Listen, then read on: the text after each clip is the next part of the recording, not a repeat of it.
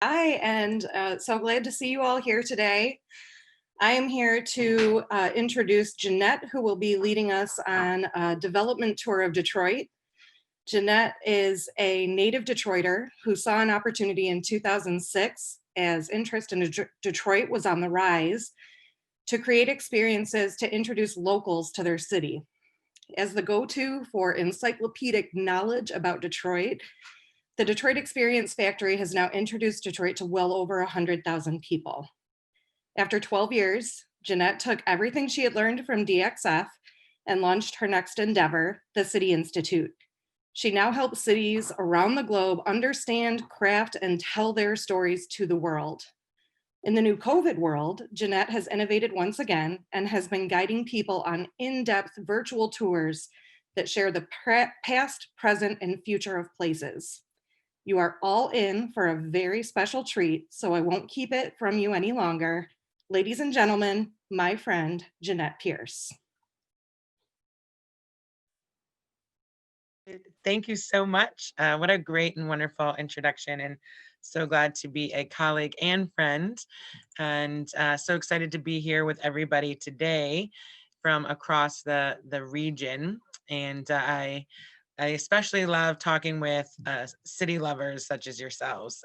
So a lot of times I have to spend a good amount of time explaining cities in general to people. And so I know that I'm just going to be able to dive in at this point. So let's do it.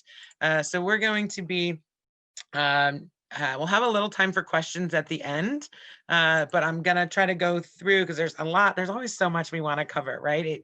So even though it makes it a little bit easier doing it virtually, it is still a lot to cover. So as she mentioned, I am a lifelong Detroiter and started the Detroit Experience Factory in 2006. We'll be turning 15 in January. And then recently, more recently, the City Insitute, and more recently, these virtual tours, which I have to admit, when I first started, when COVID hit and everything's like, oh gosh, we took 13,000 people on 600 plus tours last year with a focus on locals and those connecting, wanting to connect more to Detroit. Sorry, I realized I didn't have my video on here. And I was like, okay, well, we'll do some sort of virtual thing. I mean, it'll probably not be that great, but it'll be something, right? Well, I've actually been blown away. And as you'll see here, there's some great things about virtual tours that are even better than in-person tours. And we've been actually helping other communities and organizations create virtual experiences now, because we're kind of even though it's only been like 7 months, we've done it a lot longer than a lot of folks have, and it's become really fun. So let's jump in, because we're going to cover 20 years of development in just under an hour here. And some of you, I'm assuming most of you have been to Detroit. I know that you have, and you at various different points. So this is to provide some context. That's kind of my middle name, and one of the reasons we do what we do is there's a lot of headlines about Detroit, and you might see a building or hear about a project, but putting those pieces together and providing context is something that's really important. And the way I'm going to do that really quick is going to start with a little bit of Detroit history, because we believe that it's hard to understand what's going on today or what's even happened in the last 20 years if you don't really understand how we got here, and even some of the challenges. And specifically, I'll focus a little bit on some of the decisions developers and planners made in the past that actually had some negative impacts on Detroit. But then those negative pieces have been, we've been able to use the silver lining of that, and we'll to develop stuff over in recent years. So really quick on this history.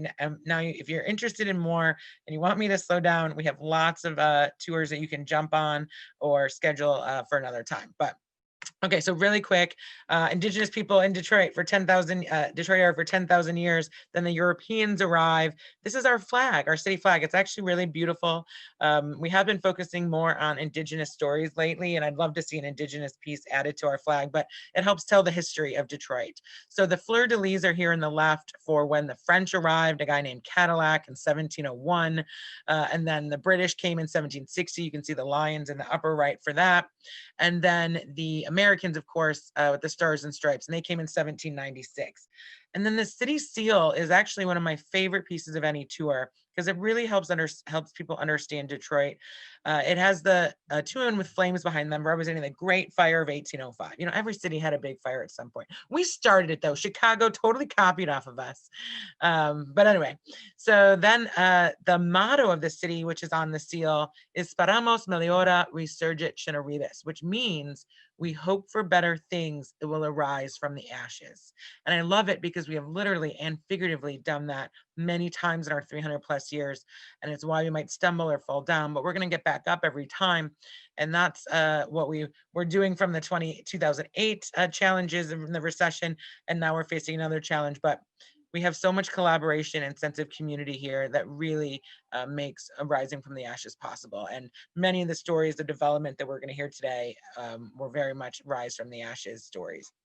Okay, but what people really know about us and when we really started to become a world power was obviously when we became the Motor City. Some quick dates: 1908 was the very first Model T.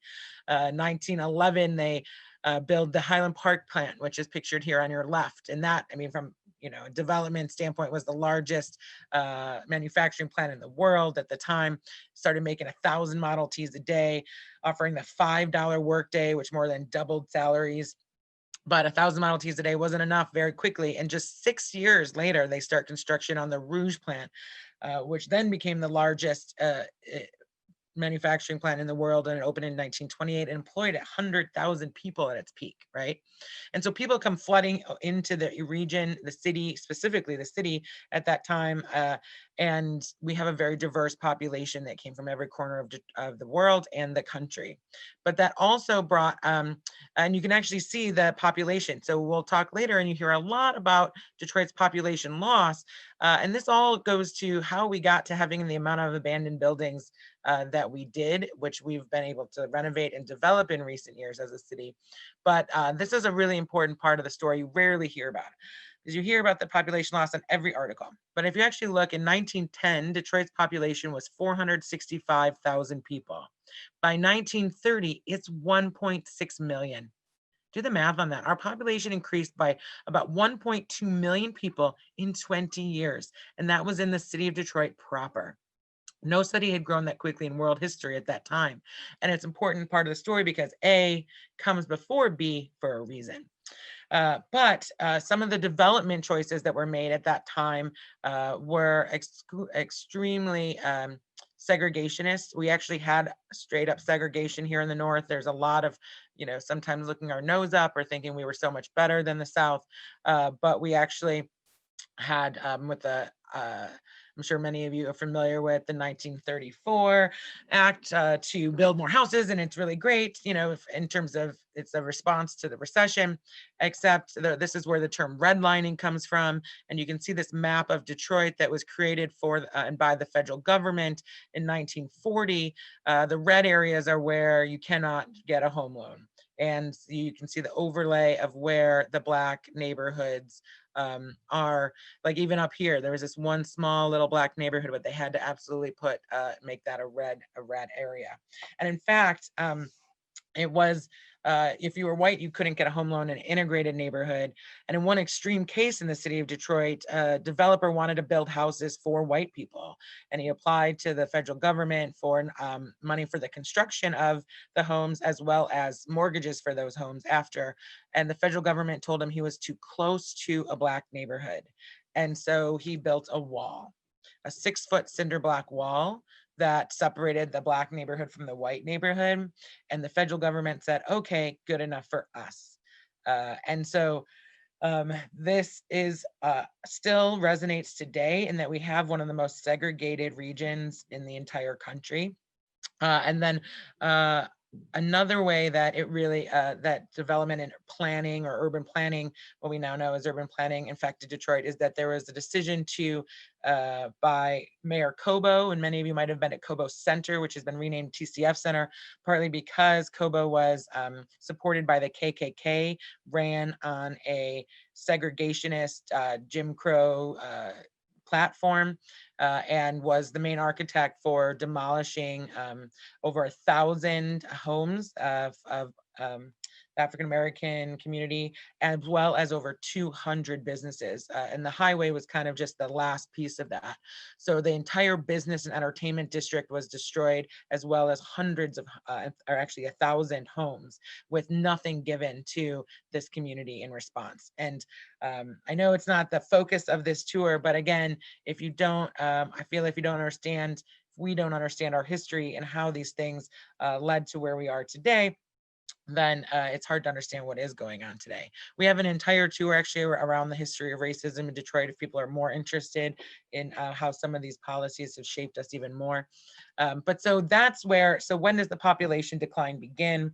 Population decline begins not long after the Black community there is leveled and they're forced to go to an even smaller space because they were only allowed to live in certain places. But the population starts declining in 1952. So why does the population start decline? Well, lots of reasons, obviously, but one of them is a policy called the Home Rule Act from 1909. And so this is a little nerdy, but I think you guys are city nerds with me. But if you look at this map of Detroit, you can actually see the city of Highland Park, where that first automobile plant was built, and the city of Hamtramck, where Dodge built a plant, are two cities. They're literally surrounded by Detroit. They have their own mayor, city councils, emergency managers, and because it's all well and good to have a completely, a community built specifically for one plant until that plant closes, right? And this was a way the Home Rule Act allowed communities to not be annexed unless they voted to be, and also to tax themselves. And the way the auto industry used it was to really take complete control. Now, Henry Ford isn't paying taxes in Detroit, right? He's controlling the mayor. Chrysler located their headquarters here. And then Dearborn is just down here as well.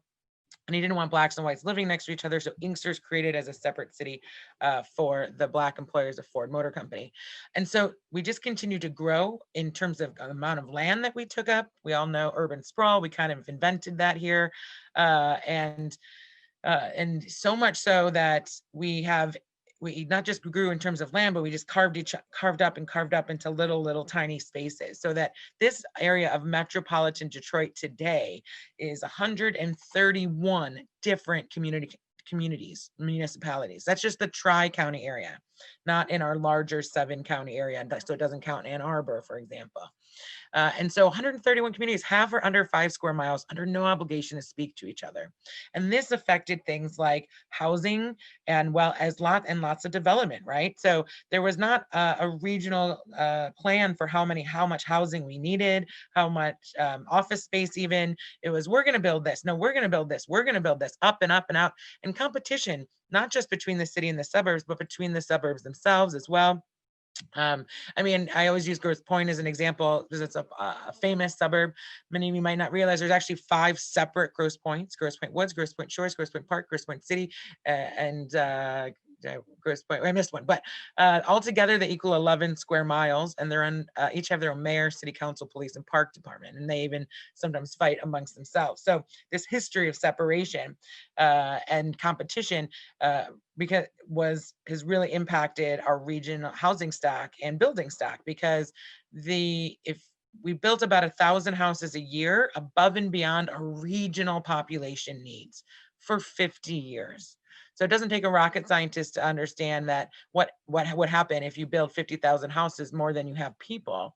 And then you add to that recessions and bankruptcies of the auto industry, and redlining and racism and all of the things, and the housing stock being older, and all of that. So we saw a lot of disinvestment in Detroit, and a lot of separate and uncoordinated investments in the suburbs for a long time, which led to empty houses, empty buildings. The recession was really and the housing crisis really brought that to bear, because the suburbs, which had overbuilt, Macomb County had more foreclosures than almost any county in the United States, but it actually decimated Detroit, because now middle-class Black families could buy a foreclosed home in the neighborhood or in the suburbs without Sorry, hi Austin. I gotta see Austin's on here, but could buy a house in the suburbs and a better school district in a lot of ways, right?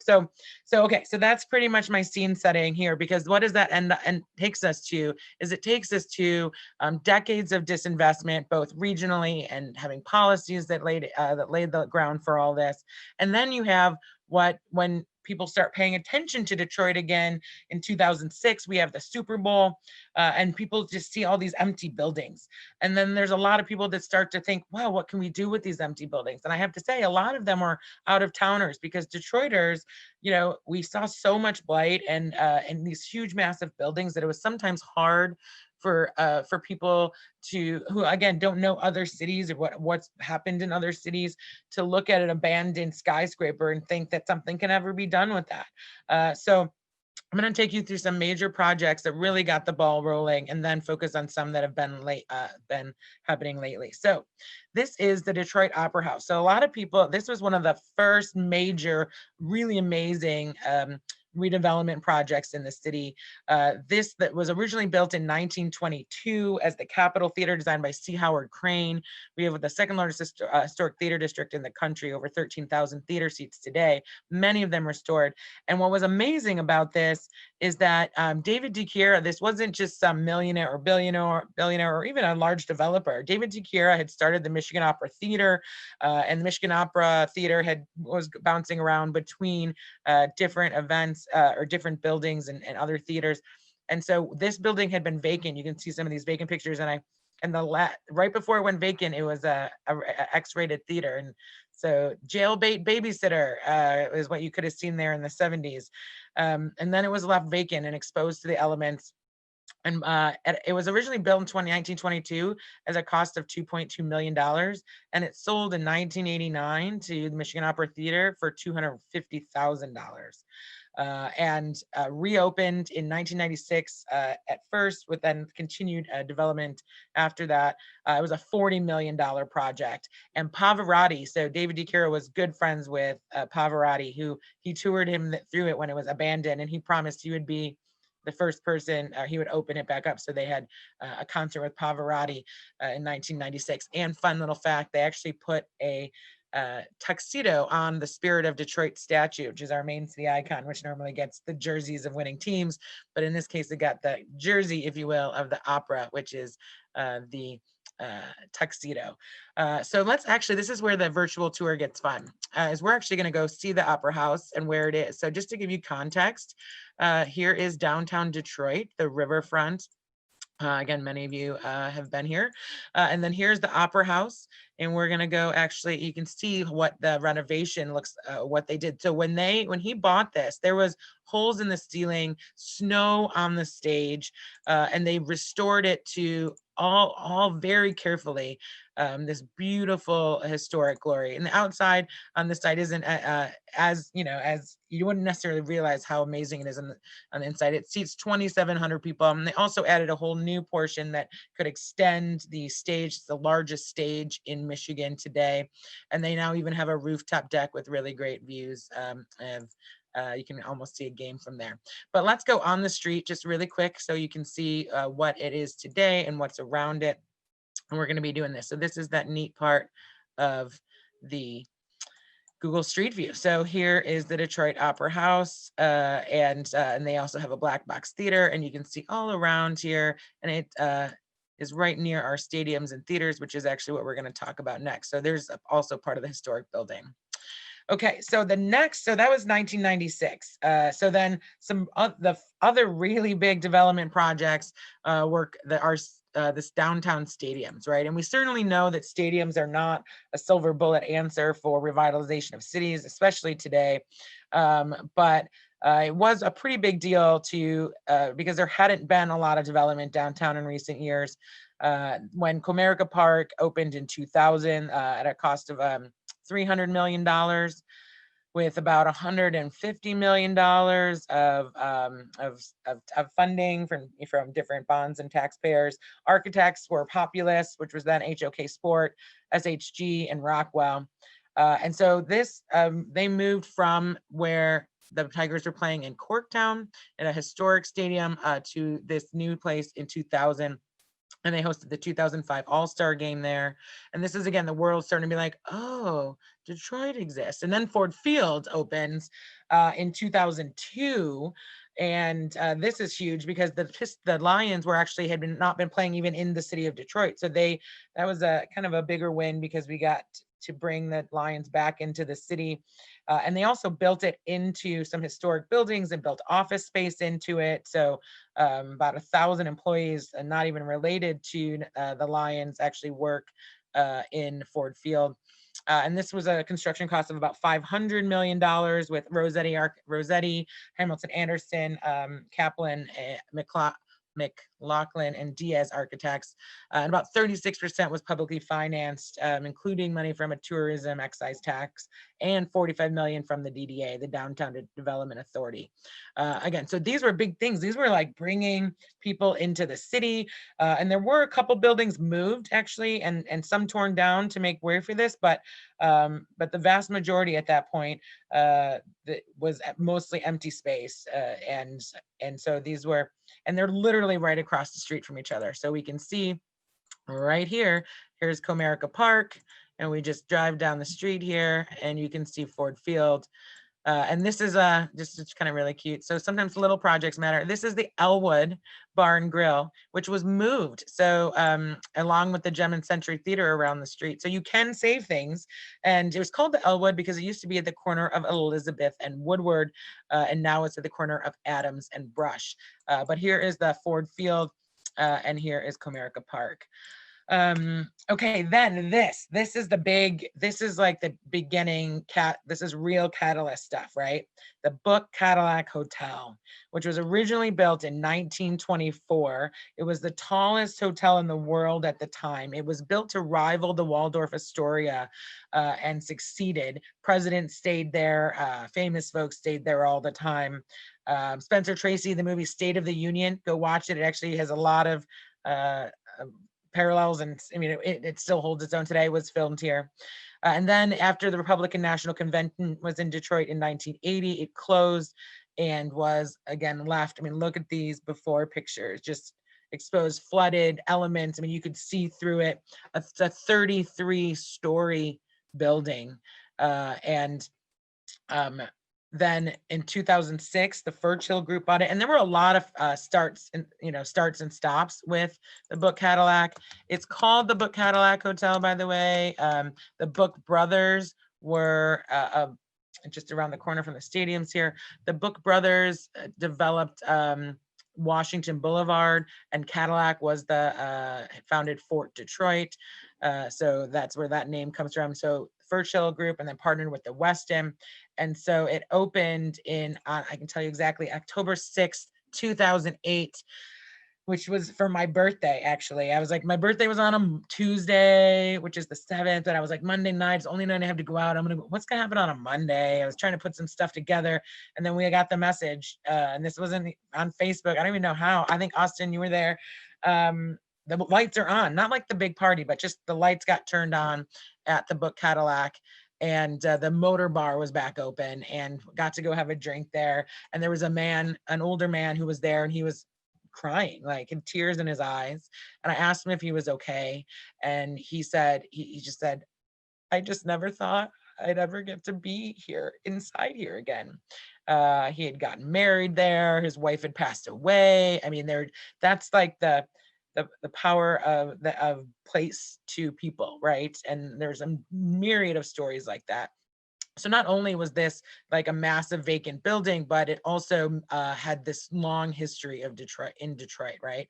So this is it. And this is actually the coolest part about virtual tours is we are going back into 2007, and you can see it's under construction, but you basically, again, could see through it. They had to bring every piece of everything and redo it, remold the plaster.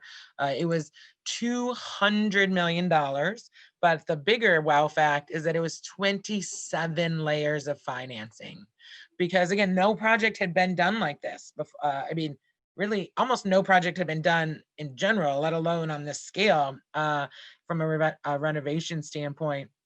And And so there were like foundation money in there. There was, everything creative that could happen, because that type of money knew that if this happened, if this could be a success, that it could be an example for other projects and really set the scene. And it absolutely was.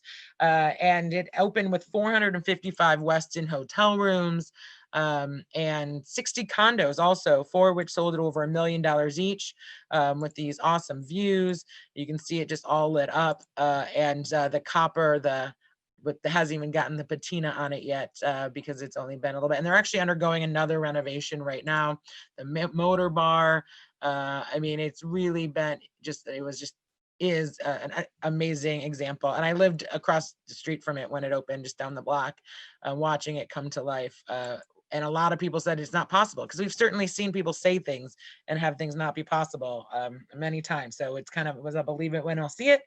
And then it did happen. Now, and obviously something else happened in 2008, right? So it did have some challenges. They had pre-sold 75% of those condos, and then with the housing crisis and more money, needing more money down, and a whole bunch of other things, they ended up actually leasing a bunch of them for a while, but are now back to condos and getting really good amounts of money for that. So that's the Westin Book Cadillac. This was the tallest abandoned building in the world. The originally opened in 1927 as the Eaton Tower, but most people know it as the Broderick Tower. This was when people would go in it, which, I don't condone that, but I'm sure glad I got some photos of them that did that. But it was like life after people. Like there was dentist office stuff, and it would just be left there with people's dentures sitting on the thing. So this is, again, you could see through it, and it had actually been owned the entire time by Motown Construction Partners, or Michael Higgins, but he was someone who had bought it to but never had the capital to really be able to renovate it, because it was a $50 million project. And it opened in October of 2012, 127 apartments, 34 stories tall, right? And they were all rented within the first week. So let's go take a look around the corners. Literally, so here's the Westin, and we just go down Washington Boulevard, and we can see, we'll put it a little bit away so we can see the Broderick Tower here. So here is the David Broderick and the David Whitney. So let me actually just tell you quickly about that, and then I'll go on the map, because that one is next. The David Whitney building is a beautifully restored building. So this is another thing. You can restore or you can renovate a historic building, or somebody can, and then you can do it with really the attention to that historic detail. And the Roxbury Group is just such a great development group, local group in Detroit. Fun fact: I went to high school with James, and the Roxbury was the name of the street that the family grew up on. So see, random fact number 3042 for you. So the David Whitney building, this is big because it's a 1915 Daniel Burnham building. And I probably don't have to tell you guys, but if you're not big on the architecture, I always tell people, if you want to pretend like you know architecture, just try to remember Daniel Burnham. Basically invented the skyscraper, popularized it. And we have 3 Daniel Burnham buildings, including the David Whitney here. And it had been vacant since 1999, but upper floors have been vacant for even longer than that. The last tenant was actually Pure Detroit.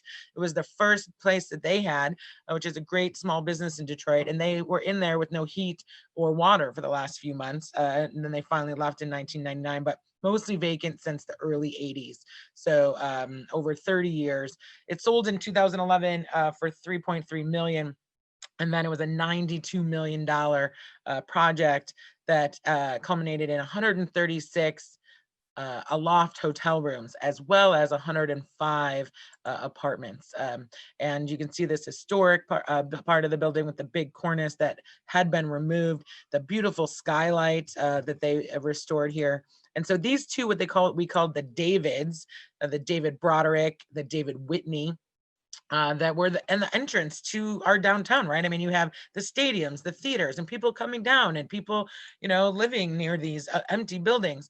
And these were just sitting there for so long. And what did that look like? Well, you can see here, the Broderick didn't even have its windows. The David Whitney was though had seen a lot, I mean, again, vacancy, it was a little bit better mothballed, if you will. Again, still $92 million, a lot. And that you can tell just even with the project amounts, that the attention to detail that they put into the real historic renovation, and even like getting the sign and some of the cornice work back up there, because it had been modernized in the 50s. So this is what, you'd see in 2007, is just these two hulking empty buildings. And then and by 2015, and certainly now 2019, these beautifully restored skyscrapers in downtown Detroit. And so that's where one of those silver linings from the disinvestment comes, is that we didn't have a need for the land because we just kept spreading out in the suburbs, and we didn't have the money to demolish a lot of these buildings, because it costs a lot to take them down. Now, we certainly did lose some gems, and frequently for surface parking lots, which is just like as a preservationist, or when you see what's possible with these restorations, to know that we lost some for no reason, really. I mean, not because of some other bigger or greater development. It still hurts. But as I've talked with people from other places, and I remember being down on having, just lost a building we had fought for, like Old Tiger Stadium, or the Lafayette building, that these New Yorkers were like, but you have so many of them that we've torn down, because there's, again, demand for the space was and higher and bigger and newer. So thank God we have great developers that can see the vision of and the beauty in renovating these historic buildings. So coming up to just some of the more modern, more recent things. So I like to use the analogy of popcorn for Detroit and its development. And that is, so we kind of saw it like in 1996, you have the Opera House. You have Copywear building, which we can talk about in a little bit. In 2003, you have 2001, 2, 3, 4, one thing a year, maybe. It starts to pick up, and then in recent years, it's that pop, like just so many things that it is almost hard to keep up with, even though it's my job. But so many projects that we almost have. There are almost no empty buildings left in downtown Detroit, and anyone that there are, they are have plans underway for them. So here is the Wurlitzer building, and which has become the Siren. Wurlitzer opened in 1926 and housed the famous Wurlitzer company, which made pianos, organs, jukeboxes, radios, and instruments. And it was a 14-story building and was very close to being torn down. Chunks of it had actually fallen onto the building, the 2-story building, and into, there was a small business and a 2-story building with a coffee shop and a loft above it. And Chris almost died. I mean, he wasn't there, but if he had been there, he would have died, because a big chunk of this building fell off, crashed through his roof and into his bedroom. And it was and the part of it is, some of you might be thinking, if you're from other cities, well, how where was the city, or why wasn't anybody making folks take care of some of these abandoned buildings? But our city had a lot of stuff to deal with, right? We had a lot of challenges. You might have heard of this little bankruptcy thing we had a few years ago, and all of that there were just more pressing issues. And also the amount of time and energy to take someone to court who owns a building, and maybe they don't even live here, though this guy did, who owned this one. But but finding them, tracking them, time in court. And frequently people who own buildings have some money, and probably more money and resources, honestly, than the city did at that time. So they have gotten a lot better at that, and since the bankruptcy and things like that. But this was a lot of people thought it might it was probably going to get torn down. Not just that a chunk fell off into the building, but then later a big chunk of the back wall fell off into the alley.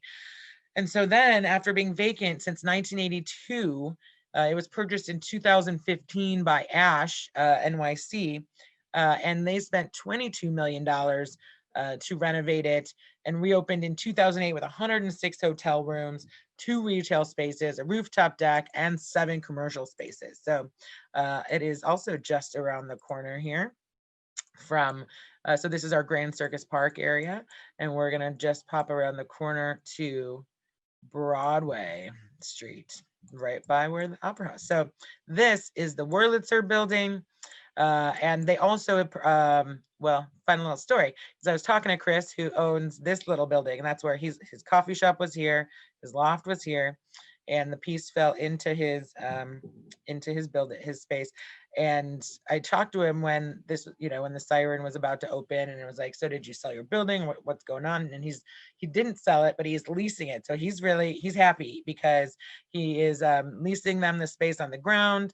He still lives right here, and then also leasing air rights as well as some mechanical space that they needed, because they wanted to use their rooftop for things, so they're using his rooftop for more mechanical.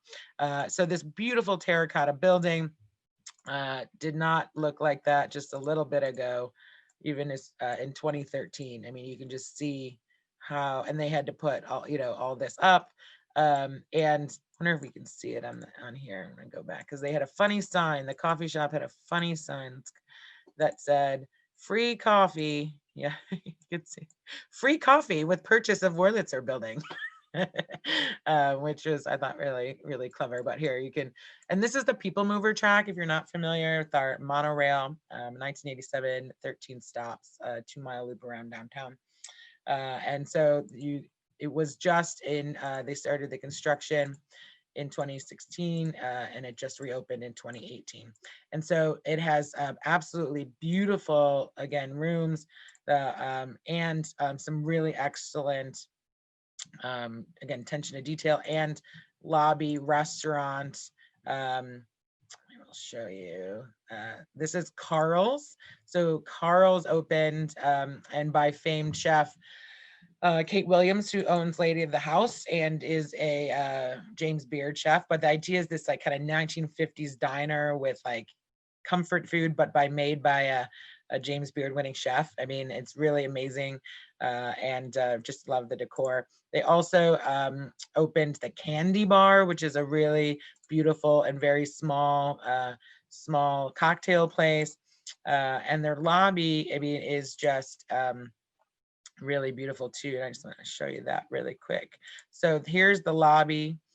They even have like a little settee there, if that's what you call it, right? And here's a picture of the before.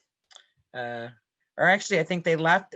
No, I lied. I was like, wow, that was before, but it's also after. So they left some of that when they redid it.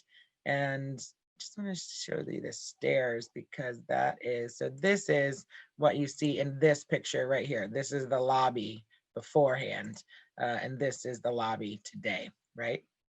And I don't have a slide for it, but it is right here around the corner is the, since we are on the street, is the Element, which is another, the Metropolitan building here, which just got redone as well.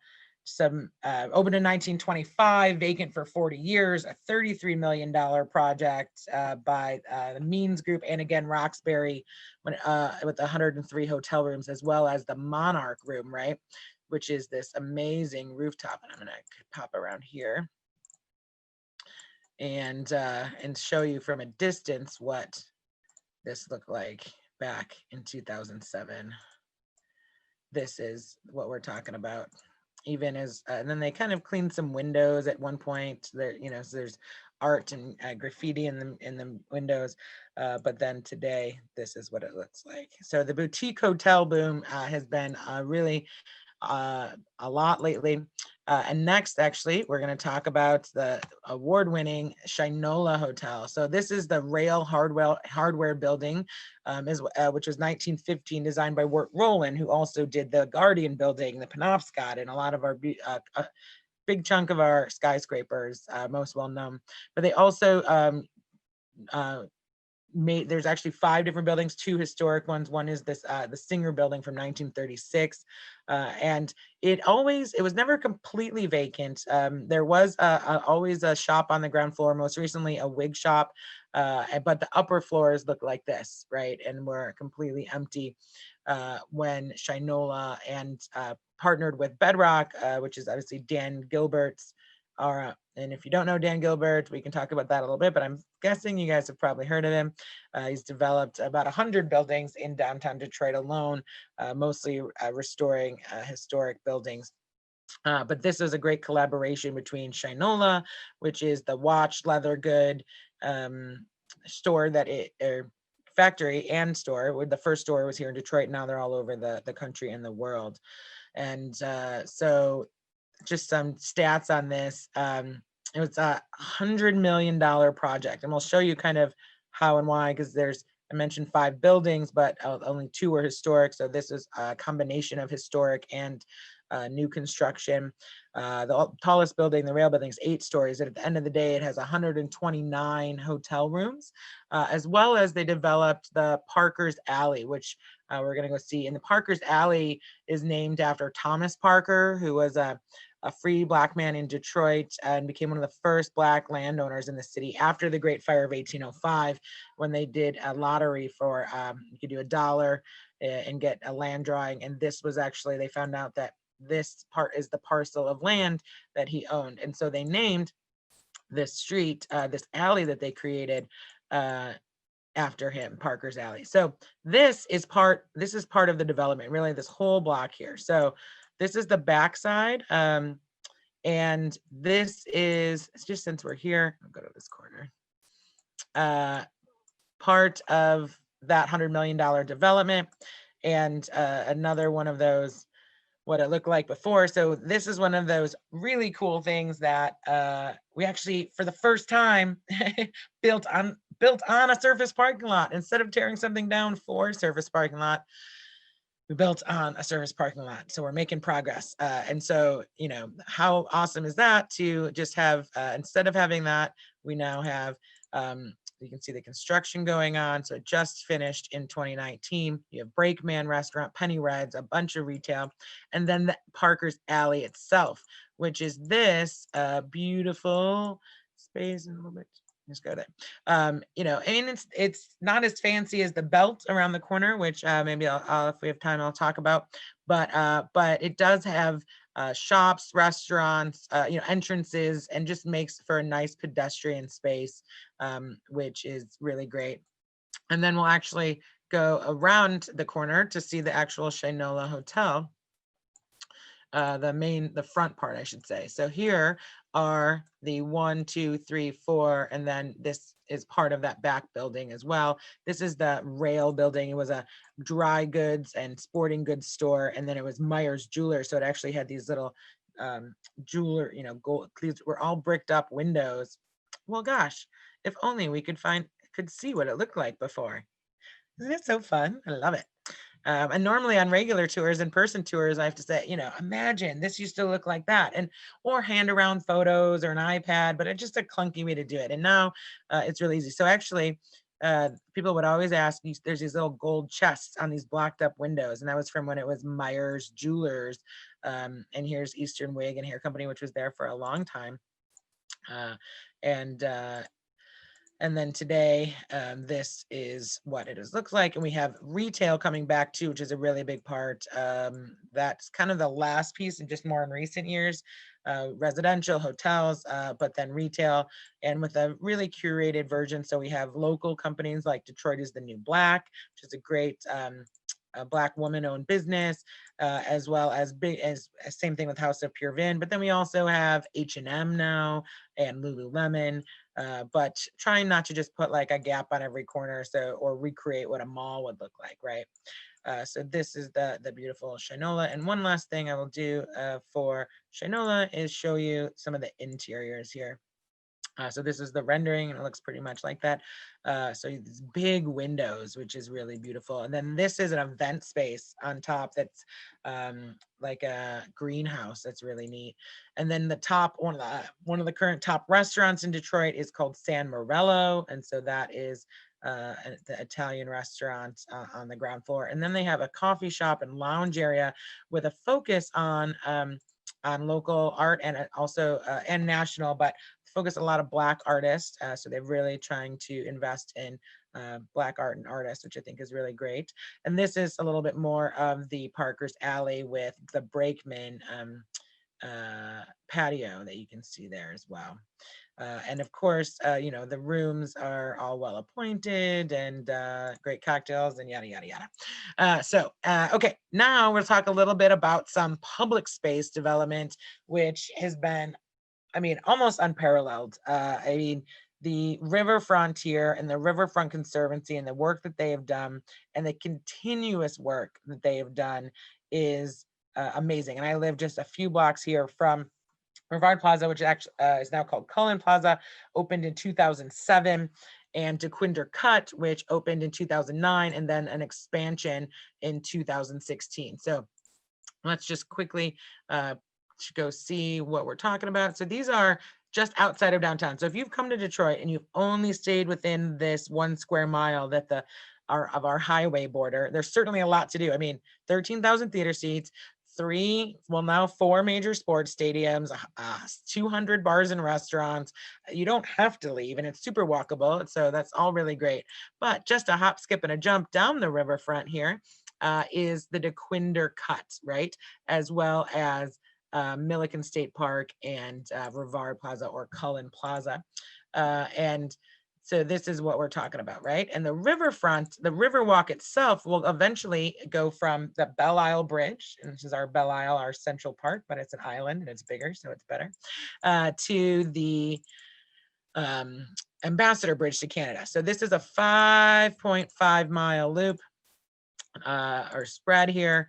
And there's just under 4 miles of the actual river walk completed, but then also beautiful parks and public spaces. And then you have the DeQuinder Cut, which the first portion just went from the river, which was a 1.2 mile from the river to Eastern Market. And then now the second portion that opened in 2016 has extended. So it's over 2 miles and was a Rails to Trails program. So let's look, just see this thing. Instead of putting all their photos in the thing, we can just go to their site. So this is what the DeQuinder Cut looked like before.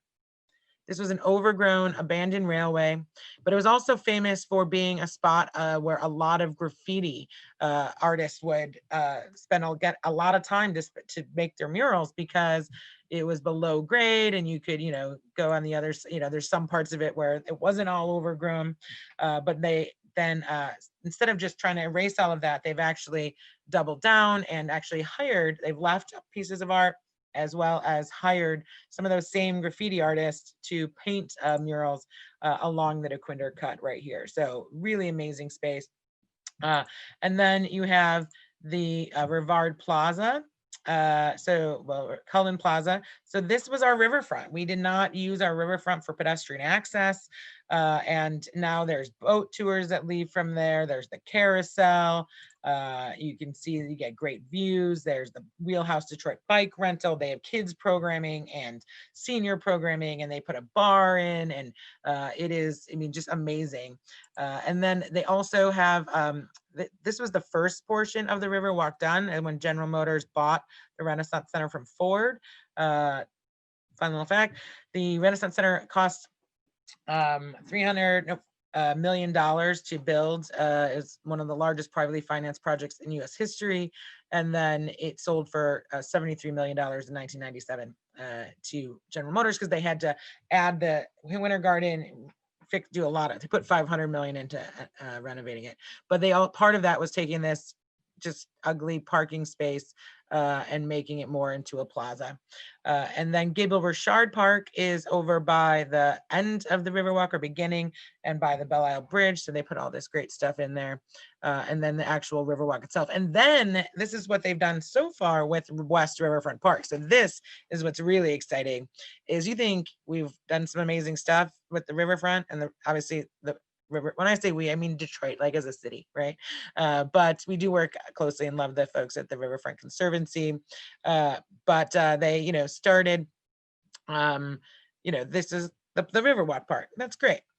but oh, so a couple other parks along the way, Mount Elliott Park, and then Valet Park just opened last year, and they added the sand area and they call it a beach, but you can't actually go swimming because the current's so hard to, so much right there. The splash zone. I mean, so and I love what their concept was too. They didn't wait, till they had all 5.5 miles and all $1 billion that they'll eventually have spent. They got some, worked with the city, got some land, got some funding, did part of it, and then have been putting the pieces together with new things coming on board all the time. So you saw 2007, 2009, 2014, 2016, 2019. But then what's next, you ask? Is Ralph C. Wilson Jr. Centennial Park, which is currently under construction. This is a $50 million project in and of itself. And with a good chunk of that money, basically about 50 million coming from the Ralph C. Wilson Jr. Foundation. And they are going to actually build a cove in here so that you can have a beach. And it is going to be absolutely amazing. And they didn't also just say, hey, city, we're going to give you this, be happy about it. They brought together, so this is, another thing with development is really about how you engage the community that you're developing in. And it's so important to do that, especially in a city like Detroit, or many of your cities, I think too, where people felt left out for a long time. And now, maybe there's some more attention, but they're still feeling left out. And so what they did is convened a group of community members, not urban planning experts or park experts, but then they took them around on trips around the country to see other public spaces, to talk with other people who have developed them, and ask them what they wanted. And then they held a competition that the community had input into, and to pick the design and the designer. And so there's all sorts of resources here. I can put the link to this in the chat here, so you can, if anybody wants to go see more about what they're doing there, and it's going to be very exciting. And speaking of parks, one of my the most favorite spaces in the entire city is Campus Marshes Park. So that, I'm sure you guys have been in. It's at the epicenter of our city. It's actually where the point of origin is for the entire city of Detroit. So if you've ever wondered where that 8 Mile road is 8 miles from, the answer is smack dab in the middle of the park. And here's inside Copywear, which opened in 2003. And this, could have been on this development, and I probably should have had it. There's obviously just so much, but this was a really major catalyst too, from a new construction standpoint. And this was one of the first new buildings, non-stadium, when it opened in 2003. And they wanted to make it more than just an office building. So they have this beautiful feature by Wet Design, and this atrium, and the idea of retail and restaurants on the ground floor, which was a really new concept. I mean, not a new concept, but to Detroit, right? Again, in a place where there wasn't a lot of pedestrian activity at that time. So thank goodness to Peter Carmanos and Copywear. And then obviously it's now called One Campus Marshes, and is owned by Quicken Loans and Meridian. But so you have the park itself, and also the Cadillac Square. But you can see here, there's the fountain. Now they have the beach and everything as well. And I like Campus Marshes so much. I actually got married here in the park, and it was open to the public. It was just a party. It was great, good times. So you have the beach, which was one of those lighter, quicker, cheaper concepts, right? That I'm sure you guys have heard about. But the idea of you can have, the $1 billion 30-year development plan, like the riverfront, but that's important. But you can also do things like they've even done, like Campus Marshes has done, where that have a big impact on the accessibility. And so adding the beach a few years ago was one of those things. And of course, we don't stop having fun in the winter. We just bundle up for it, and it just absolutely become the city's #1 space. And it won also the very first ULI Amanda Burden Urban Open Space Award in 2010 for transformative space, right? And so when I tell people about that, that it's won all these awards. Another one is that it won 4th best public square in North America, and it was started by the Detroit 300 developed by the Detroit 300 Conservancy, and it's currently managed by the Downtown Detroit Partnership, who's doing amazing work at all different kinds of parks around the city that are in downtown, which we've been investing in. It was a $20 million project. And this is what it looked like before. So it says before Google Maps can go back, but I normally have to tell people, imagine this was an ugly intersection. There were 5 streets trying to come together. They just imploded the Hudson's building, and there was, it was crickets, and they rerouted those 5 streets to put in this amazing public space, despite the naysayers. It is absolutely amazing what they're able to do. And so a lot of this has been downtown, but a couple of projects I want to just highlight in the neighborhoods are Fits Forward. And this is something that urban planners are just, everyone in the country is kind of just eyeing, because we've, every city has vacancy, has blight in some way. Certainly we have more of it. And so Fits Forward is a project that has 1,100 properties. You can see this map of this neighborhood of Fitzgerald, and the Century Partners, which is a local group here, is rehabbing 100 homes, and then, but also tearing down homes and also upgrading vacant lots so they become more like parks in the neighborhood.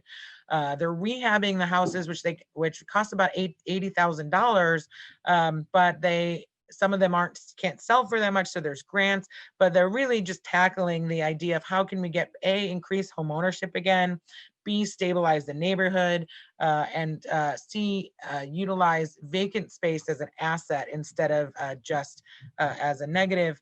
And they also built a park there, the 2.5 acre Fitzgerald Park, which is absolutely amazing. And then this, I'm gonna end with one of the, I think, most innovative projects from a development standpoint and a nonprofit and social enterprise, like homelessness. What do we do? Every place is homelessness, and everybody's working on it in different ways. But this is a Tiny Homes Detroit project. And this is by the Cass Community Social Services.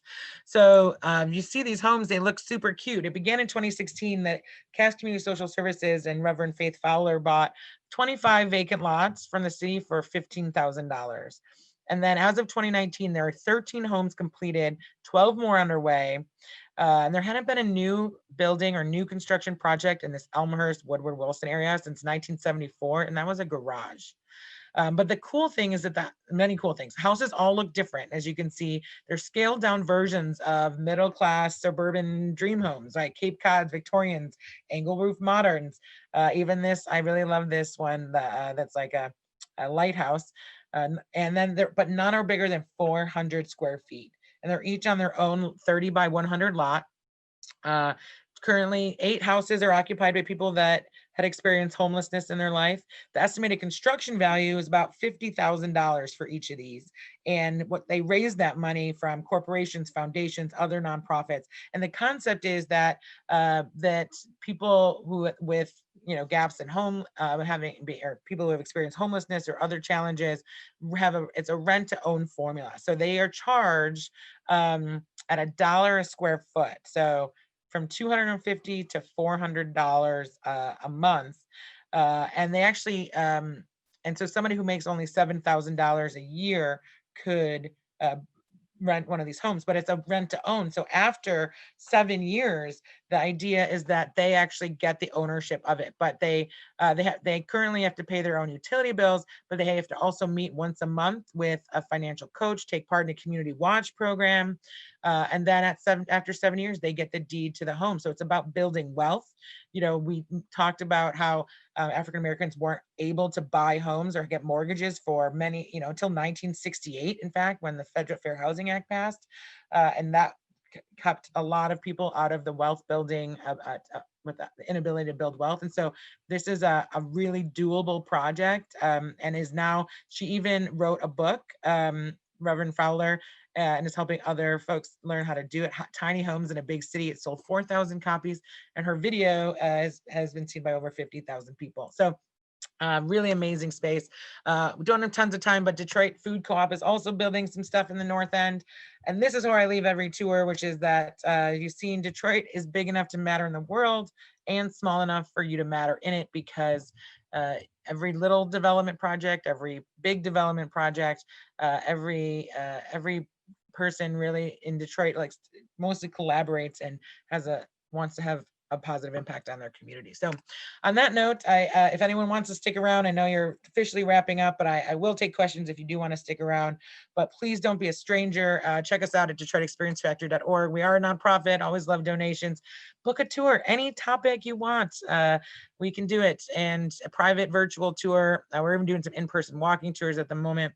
I'd love to speak with any groups that you have about any topic and even help your cities kind of create tours geared towards locals as both in person, but then also be able to do them virtually as well. So thank you so much. This is no caffeine. I'm not allowed to have caffeine and talk about Detroit or I just scare people. So Unbelievable, unreal. Thank you so much for that, Jeanette.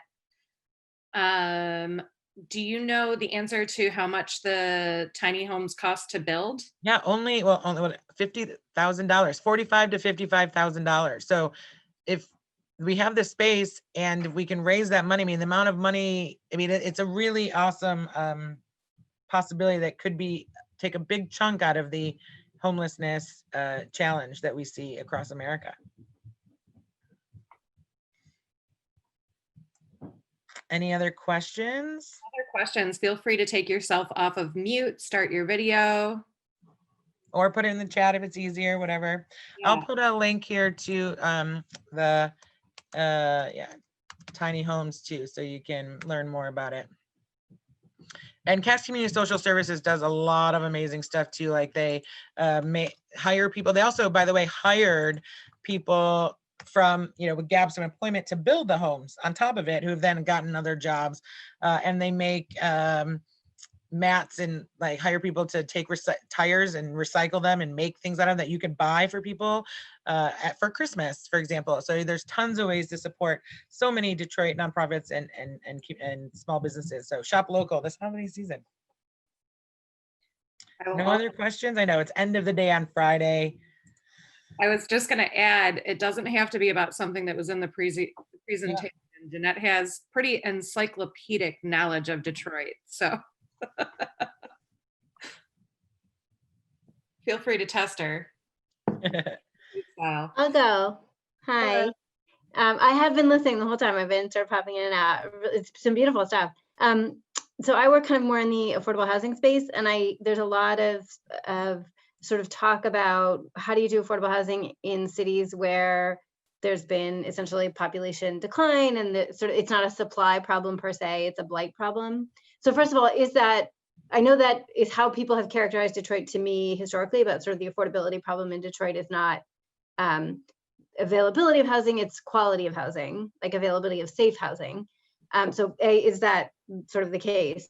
And then I'm just really curious, what are you seeing in terms of, are there new developments? Is everything rehabilitation, renovations of affordable projects?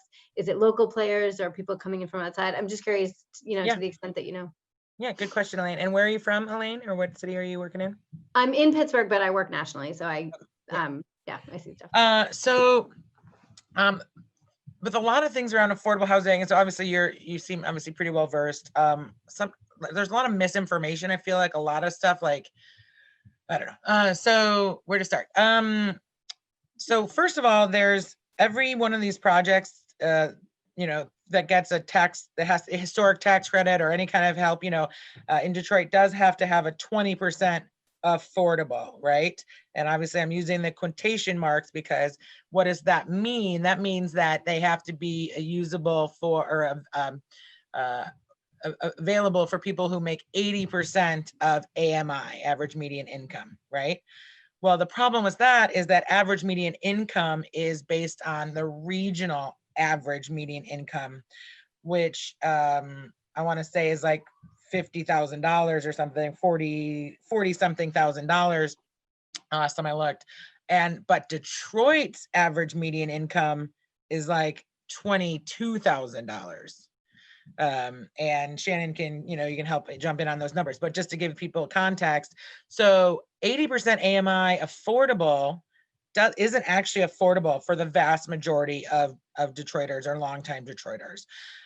So what the work that has been happening that we were starting to see some success on is getting it to a portion of it, of a project having maybe 60% AMI 40% AMI in some cases. So a group to really look at and development to look at is Develop Detroit, which is a non-profit, and Sonia Mays, and they just actually announced, a couple big projects, and she's really great to talk to about some of that. So they do sell. So the answer is they sell some at market rate, and that fund the ability to, and they're also a nonprofit, so they're not trying to make millions of dollars on their own, so they can refunnel anything they make from one project into the affordable side. But also the big push is that it's much more cheaper or doable to keep existing affordable home units than it is to build new ones, right? So there's a big push also for that.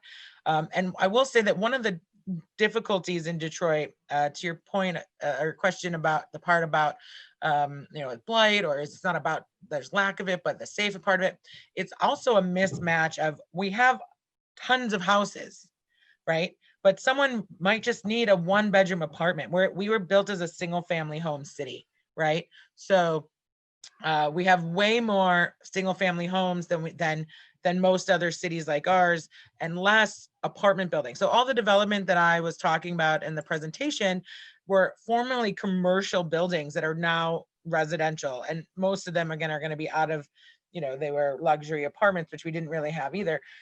So that's a big disconnect too. There's very few spots where you have multifamily homes, because you can get a house, you can rent a 3-bedroom house for or a flat of a house or something for, affordable. But is it near where you want it to be, with our transportation not being great? And maybe you just need a 1-bedroom apartment. And so that's part of the disconnect too.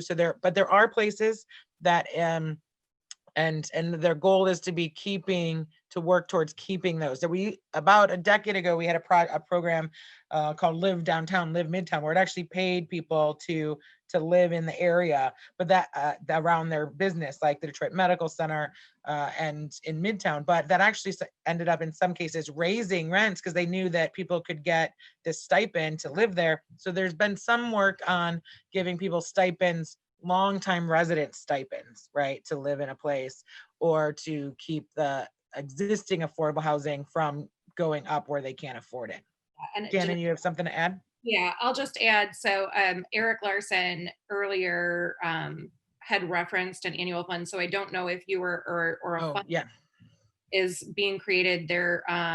They've got, I believe, $25 million raised so far through the Kresge Foundation and Chase, that is trying to address affordable housing more in the single family space. But they're trying to raise $75 million to address some of those questions. And so it's really access to capital there. So it's not just from the development end that they're trying to focus that access to capital, but also access to mortgages and financing for first-time homeowners and things like that. Also, the Fits Forward project that Jeanette was referencing earlier, they do have grant programs for anybody who's making less than $40,000 a year to make those homes available and to make them more sort of mortgage ready. And then the last thing I think that I'll mention is that, a lot of people have heard about the Detroit Land Bank and, the $1,000 houses that are for sale in Detroit, which is not really accurate or feasible. So those, but part of what they do have through that program, which was focused on a lot through one of Dan Gilbert's programs, the Quicken Loans Community Fund, and a partnership with Home Depot, is they have what are called rehabbed and ready homes that are through the land bank. So instead of those, $1,000 homes that would never meet city code, they only give you about 6 months, although they are pretty lenient with it. I think a lot of people mistake that headline for a really easy path to home ownership, and that's not really the case because most of them take between $60,000 and $100,000 to rehab. Yeah. But they have the Rehabbed and Ready program, which they specifically offer to low-income individuals. And that's a really great program. Well, it's not, I don't know if it's really geared towards low income, but it does, well, because actually that one was around, because there's so many different pieces of the puzzle that weren't working here, right? Like the regular market, just didn't work for a long time. And so even if someone wanted to buy a house, they couldn't get an appraisal, like even if there was a bidding war on a ready to move in house that was, in a nice neighborhood, they couldn't get it appraised. The appraisal would come in 30, 40 grand under where the bid was. And then how do you, so Rehabbed and Ready was partially taking these homes, got Home Depot involved, and they, got it to move in ready, and then guaranteed a mortgage, which was a big part of it. And they were selling, the different things. So affordable is also different to different people. So $80,000, $90,000, $100,000 is certainly more affordable than anything in most cities, but it's not, if someone's making $30,000 a year, that might be tough. But we do have, I think the answer is there are every single price point is available in the city, but it's some of those other things like the down payment part. And then there's poverty, right? Poverty is a whole different thing that obviously affordable housing is part of. But there, it's layered thing, but the good news is I am seeing, movement and innovative ideas. We're trying things and different groups, for different groups of people, different needs. And this new fund that Shannon mentioned is again focused specifically on affordable housing. The Facebook, status would just be, it's complicated. Yeah. It is everywhere, but we're at least, I feel like getting to, they say crisis breeds opportunity or crisis breeds innovation. And we certainly are seeing that here during COVID, but Detroit's just had crisis after crisis. And with that has come innovation in a lot of ways, or the willingness to try things that other cities where it's an issue, but it's not maybe like as bad, they don't get around to trying those new things. So that definitely check in with that. And we can also connect with people who know more about it. Okay, Jamie, do you want to Right.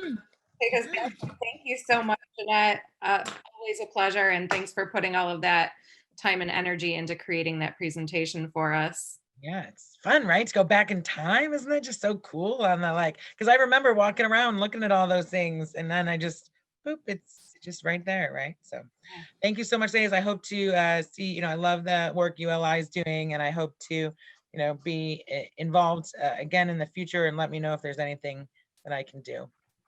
Thanks, Jeanette. Bye.